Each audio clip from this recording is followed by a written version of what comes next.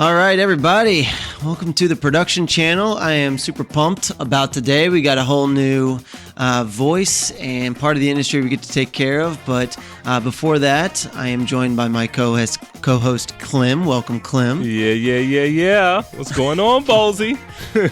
Oh, man. Plenty. Everything. I feel like every single week we're either queuing up another awesome podcast or publishing another awesome podcast.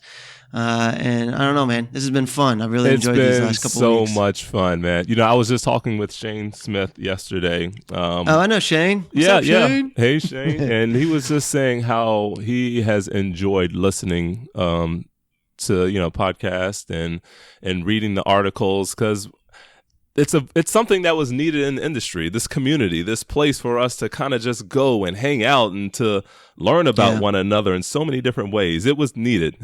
So it's cool to know that there's people out there listening and they're enjoying it.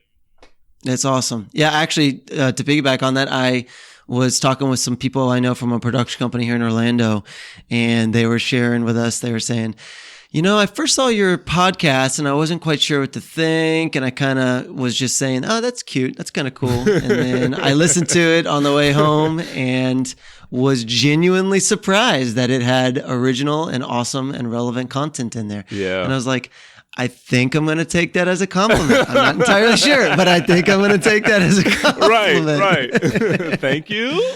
Yeah. Well, cool. Yeah. So for anyone who's listening for the first time, this is the production channel. It's Clem, it's me, it's really anyone who wants to share from the industry. We try to bring together the best voices from the various different parts of the industry: audio, video, lights, broadcast, sports, house of worship. And we just want to get on here and we want to chat and just kind of talk about, what their particular lens view is into the industry. And so really excited about today because we get to touch into broadcast and we also get to just get different voices on here. So Clem, introduce for us Melissa. Oh, man. This Melissa Ward, hey, you can tell when there's somebody who's dear to my heart because it just comes out. Oh man, like as I'm rubbing my heart, because Melissa and I have had a relationship with working together for so many years. Like, we understand each other. We've been around each other. She's just like that person that I've clung to over these years and working with the Magic. And I'm just happy for us to be able to tell her story as a female in this industry. She's I've worked with her as an audio, an A2, and also she's stage managed I remember some spring training games. And but Melissa is definitely somebody who understands different facets of this industry. So welcome, Melissa. Well, thank you guys. Glad to be with you today. I think this should be fun. Glad to have you here. That's awesome. Yes. So Melissa, please tell us, how did you get your start in this industry? From where did you come? From where did I come? I played sports through middle school, high school, college. My degree is actually in the business, believe it or not. I'm probably one of the few people in the business who's working with a degree in the business. Seriously, actually, most everyone we talk to doesn't have a degree. They kind of just sort of fell into it accidentally. I fell in because I played sports and I worked in the sports information office after an injury in college. And I was. Where did you go to school? Where was college? At UCF. Okay.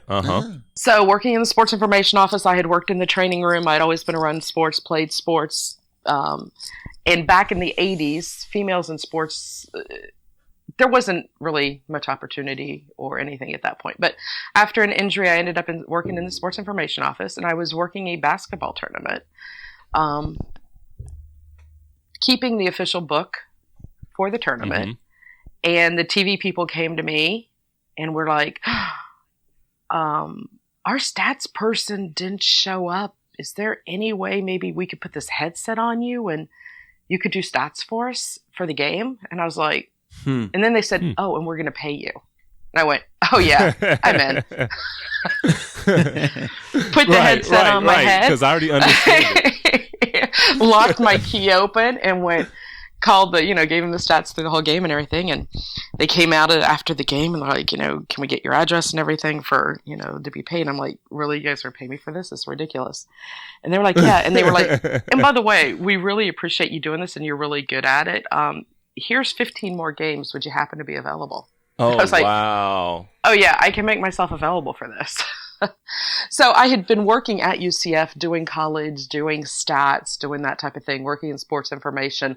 I already had a lot of contacts in the local media for, post-game interviews and that type of thing. Knew a lot of the shooters, photographers and stuff. So I ended up working for what the precursor to Sunshine was and Past Sports and all of that. And that's how I started. When time Who was came, the precursor? It was pretty much an independent. It was Sunshine Network. And prior to that, we were with a company called Past Sports, which was just an amalgamation of infant baby sports networks across the country that pulled together. So Past Sports became Sunshine Sports, who became Sunshine Network, who then became Fox Sports, and then now FSN Florida. Exactly. So you're before all of that. You've got some history coming up. I was actually before. The biggest accomplishment, you mentioned, you touched on the word magic. I started with the Magic in October of '89 because I was already working for them. So I basically have been with the Magic from day one. Wow. Which is the Orlando Magic broadcasting since day one. Yeah. And there's not a lot of us left at this point. They did on the 25th year, which was like 2-3 seasons ago, they did an anniversary kind of lunch for all of us that had been around from day one. And there was only maybe a dozen and a half of us left from the very beginning. So that's back at UCF, you've worked your way up through and just kind of continue to grow in the industry and continue to move up from client to client. How does that work? Because I started in stats, moved to stage managing, learned audio from there. Then I've also gotten to the point where I do some crewing, I do some production managing. The process of this business is making contacts. You get those calls and somebody goes, hey, can you do this? Can you do that? Can you help me with this? This business is so contact built.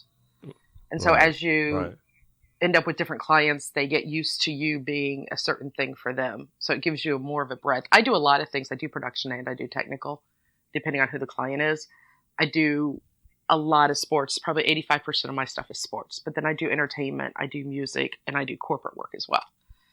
So it keeps you fresh. It keeps you new. As a freelancer, you don't get really bored because it's not like you're getting up and going to the same office every morning. And, I love freelancing.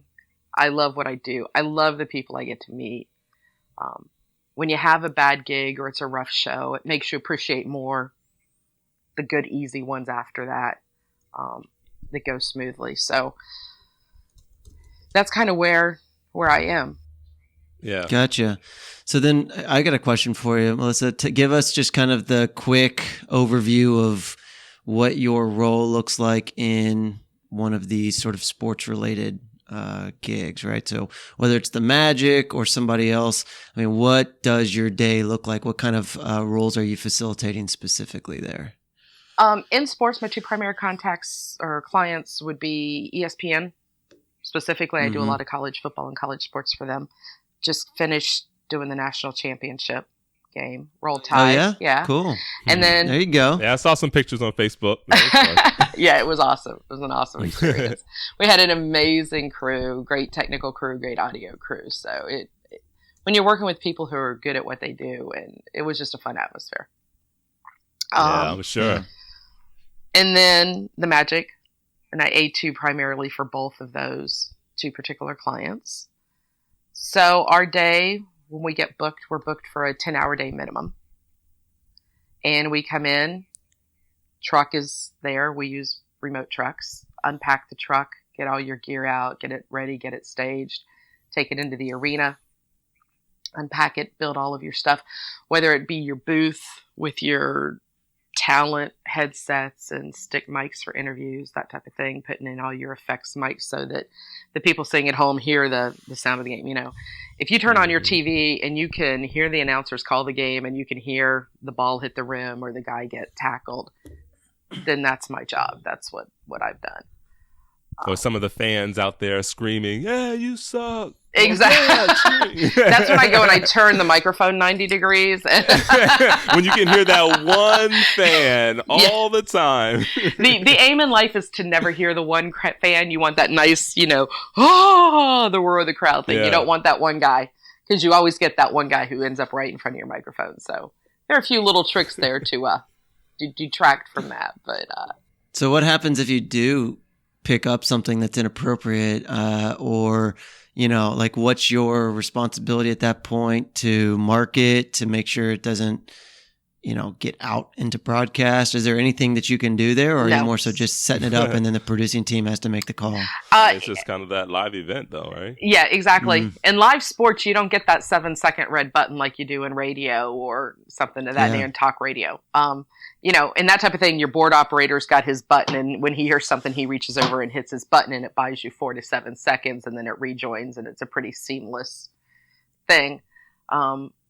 In recorded television, if you're watching a talk show or something and somebody throws your F-bomb or something, they can go in and go, Deet! And they'll give you that, and you're like, oh, I know what he said, but they can't say it. In live sports, you're just kind of, it's there. It's just there, and there's nothing you can do about it. There might be a situation in a re-air, if it was really obvious, they might try to fix it. But it's, in the most part, in live sports, it is what it is. People are who they are. Yeah. Right. Melissa, I want to touch on something real quick, because you and I both have sports and corporate experience, extensive amount. For one thing that I noticed from just shooting sports versus, the corporate and just being in the different environments, like you're saying, it's just live. It is what it is. There's no rehearsals. You just have to be always anticipating, always thinking about what's going to happen, how things, work. You don't have that rehearsal time and that, hey, let's do another Q to Q. You have one game, one event. Mm-hmm. And it always cracks me up that, that's it. In live sports, I guess, Clem, you guys probably try to do the same thing I do. I try to go, okay, this is my plan A. If everything works and everything goes as it should, we're golden. Mm-hmm. But my plan A needs a plan B. Okay, if this takes a crap, then I've got this sitting here next to me that I'm going to go to. Okay, if that happens, then I'll rearrange it and repatch this way. I try to have multiple plans and go through the possible scenarios of failure so that I can be prepared, which I think people who do live sports and do it well have to be some of the smartest, brightest, most reactionary people, because you don't get that second chance. You don't get that second take. You don't, if you're a camera guy on the baseline and LeBron James has just bowled over the top of you, that's not rehearsed. He didn't plan to do it. You prop yourself back up. We push you back up. Exactly. Oops. Wait. Stop. But on the flip side, in the truck, they're like, "Oh my gosh, that was phenomenal! Tape rack that back. Let's see that. Let's watch you go end up." And we've all seen that. We all know it. And oh my god! No, and as a camera guy, you go and experienced it. Exactly. I've experienced it. Like, you're talking about it, and I'm envisioning the plays happening in my head over and over again. Because we've all been there. We've all been there. You're standing behind the table, and the guy comes running full out, and he jumps, and like and there's more times, like you said, I've stuck my hands up to keep the guy from landing in the crowd. You use your body buffer. Yeah. But then at the end of the game, you're in the truck going, "Hey, let me see that. Can you get me a copy? Can you burn it for my reel?" Checking Sports Center. Checking Sports Center. Maybe I made top 10. Exactly. That's my boy Clem. He made it. Look, Mama, I made it. I'm famous. And people laugh, but we all know that's the thing. Hey, yeah, I was Sports Center yesterday. I was number 3, and you're like, and the guy at home who doesn't know anybody may not know it, but if you're in that market or you're friends with that guy or you're looking at his Facebook page, it's like, "Hey, I made 3 on Sports Center." Which is, you're sitting in a dark ballroom, Q to Q, and you're watching somebody's VP walk across the stage to the microphone for the 14th time to say his name. You're like, it's not quite the same feel. Yeah. But So, well, real quick on that, Melissa, I want to touch on something you said there earlier. When you were talking about how, anyone who works in this industry really has to be one of the more proactive and less reactive sort of thinkers. And I think you're straight on there, particularly audio. A classic one is, all right, he's got a lavalier, and that more in the corporate world, right? So he's got a wireless lav, and often will be double double mic'd up there. We'll have 2 lavs. Yeah, exactly. And then someone's usually got a handheld, sort of chilling, just stage left, or maybe down on a sort of assistant stage manager or sort of exactly. Yep. And then there's always like the total fallback, which is a regular, SM58 on an XLR with just a coil of 100 feet, just chilling at the corner of a stage, just waiting for those sort of worst case scenarios. And I think that goes across the board, right? So Clem with projections got, doing double stacks, if not triple stacks at different points, thinking about, sort of fallbacks. Right. And then also cameras, like that's what I've done. My background's all directing live cameras for shows. And absolutely, like if I only had one camera pointing at something, to me, I feel a sense of vulnerability there, right? Because if that camera goes down, what are my options, right? But if I have 2, we can do a lot. I feel totally comfortable. I feel comfortable pushing the line. I'm like, hey, go ahead and give me that unique, try and sell me on this one shot, because I know I got a head to toe just waiting back here. I can fall back. Right. I mean, you've got your tight guy in there shooting the face, but if something happens, you've got that cover shot, that wider cover shot that you can cut off of and cut to. And, and it's always been my contention that you can take people that are used to shooting in a live environment, Clem, myself, those, you can then put us into a situation such as a corporate, or I can go into a studio situation or onto a stage or something like that. And because in those situations you have more of a luxury of time, and the pressure, I don't want to say is lower, but it's different. Because we're so used to doing everything on the fly and doing it immediately. When we have that luxury of time where we can plan a little more, right? I can take any live technician and put them into a situation like that. The opposite can't be said. I can't go to my local affiliate for a network and take a guy who is used to shooting 3 heads on a desk in the studio and put him out and go, okay, you're now the game camera for a football game. Right. It's a totally different atmosphere, style, pressure, that type of thing. So I think if you take guys, girls, technicians, whatever, however you want to refer to us, I use the guys as ubiquitous across the board to cover anybody. You have a lot more options, should we say? So, well, speaking of ambiguous, how do you see, the female role in the live events industry? Because, we were speaking earlier, we were speaking yesterday that, there just aren't a lot of female A2s out there, or just in general. Like, how do you see that on the tech side? On the tech side, I think I've spent my whole career not really thinking of myself as a female in that situation. I don't want somebody to go, oh, that's the token female, so we're going to hire her. That's never been my aim or goal. I want to be hired because I can get the job done. That being said, at the network level, traveling, big show type of audio person, it is a very, very minimal market for females. Legitimately, the funniest thing is too, we're all friends. We all know of each other. We all know who each other are. We will dump work back and forth to each other as much as we can, simply because we've got to have each other's backs. I don't see that the treatment is really any different. Sometimes it does work in my favor. You'll have a client come in who they know they have female talent, or there's some type of situation where they would be more comfortable having a female person. I think in a lot of situations, being female makes it easier to work one-on-one, especially if you have some talent. They're just more comfortable with a female. We're a little more detail-oriented sometimes. It's just a different approach, and that has worked in my favor getting jobs. Sometimes we're like, oh, they're bringing in a couple females. They really want a female there because they're more comfortable. As you're miking them, and you guys know what I'm talking about, sometimes your hands and the mic cables go places that people don't see on TV, and there's a reason for that. So, that's a comfort level thing. I think a lot of not seeing female audio and a lot of female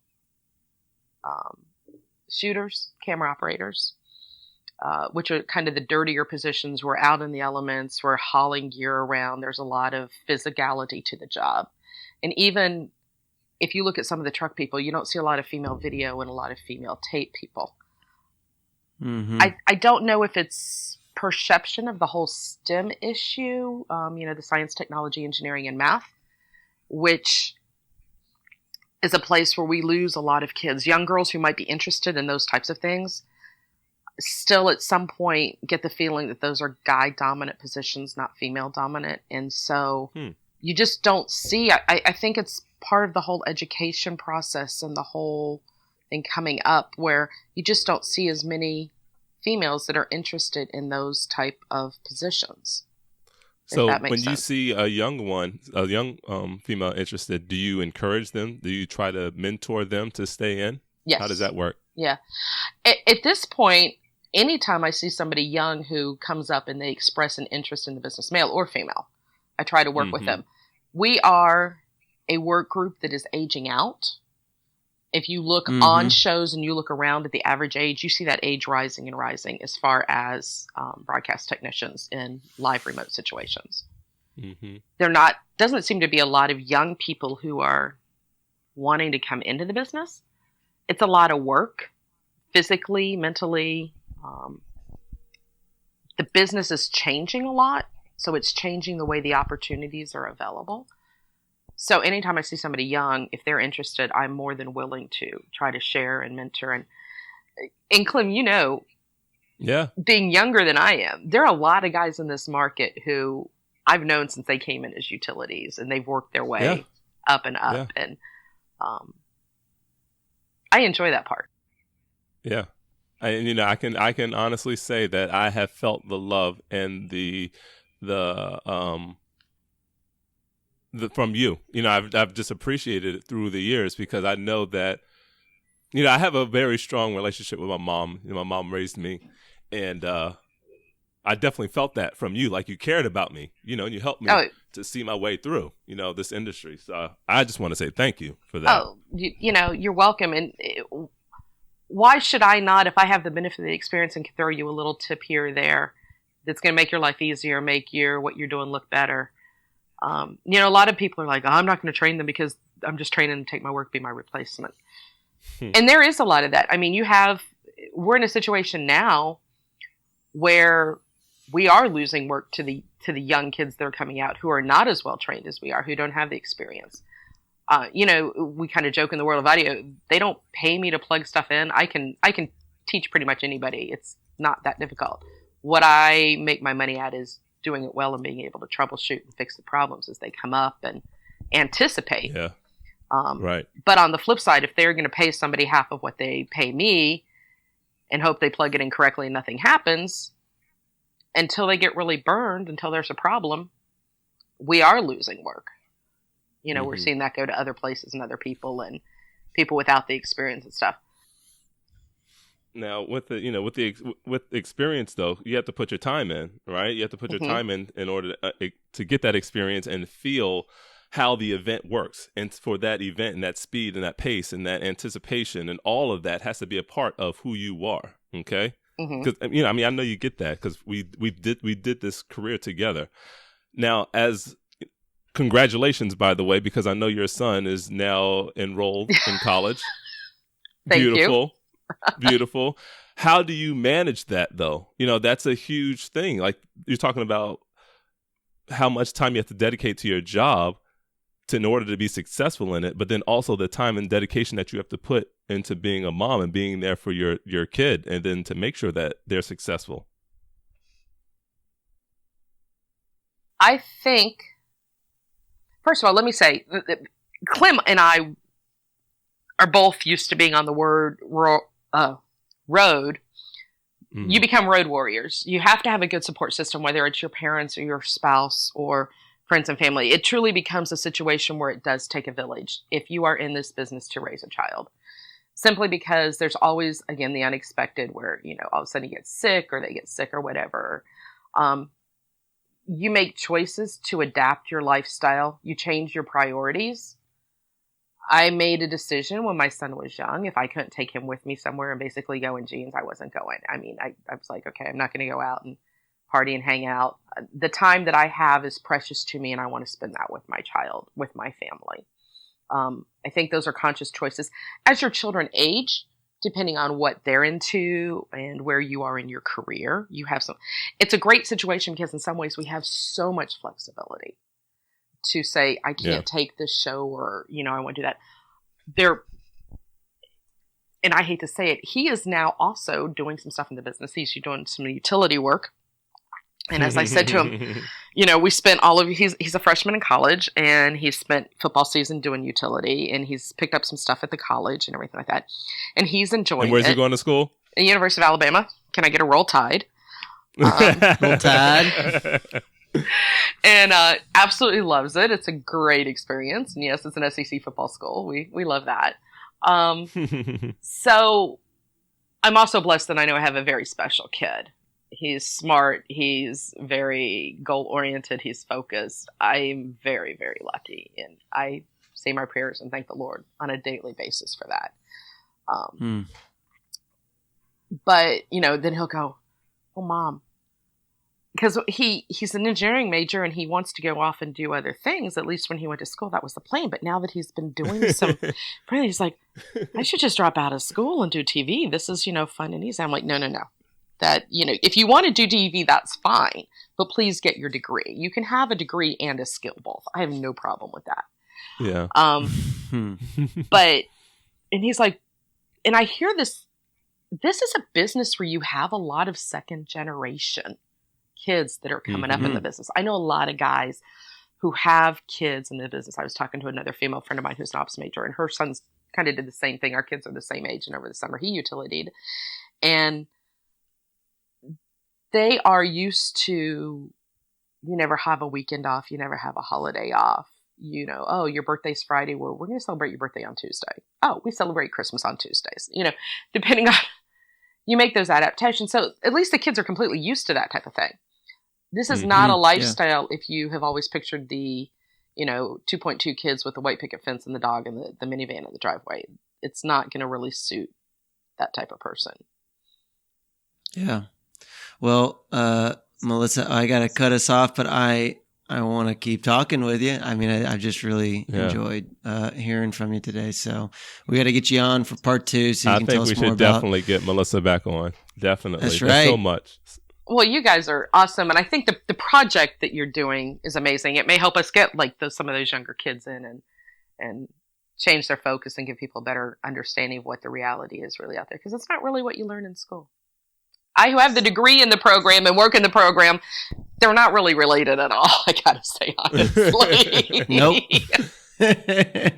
No, they're not. But you guys have got a great package here, and I appreciate the invite. Had a lot of fun. Well, thank you for being here. I definitely appreciate it. I just wanted to highlight you for the person that I know that you are in this industry. So that was my main focus. So thank you. I appreciate that. Thank you.